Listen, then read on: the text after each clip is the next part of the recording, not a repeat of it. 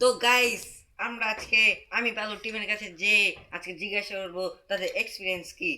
তো আমাদের মাঝে আমরা আসি পড়েছি আমি পালুর কাছে। তো আমি পালু, আপনি বলবেন আপনার রোজার মাস কেমন চলছে?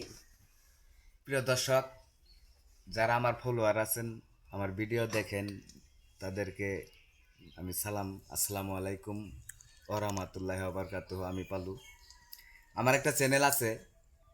আসলে এবার আমাদের এই যে রোজা, আজকে 13 রোজা, 13 দিন যাবৎ আমাদের এলাকার বড় ভাই ভাগ্নে এরা মিলে আমার একটা দায়িত্ব দিছে যে এবার তুমি ভিডিও যাই করো না কেন, খাজাইনাথপুরি জামে মসজিদের যে 1 মাস ব্যাপী 30টা রোজা, এটার ইফতারটা পরিচালনা করতে হবে, টাকা কালেকশন সহ, এবং কি মানুষের ইফতারি করানি পর্যন্ত এটা আমার করতে হবে। এটা আমি দায়িত্ব নিছি, ওয়াদাভুক্ত।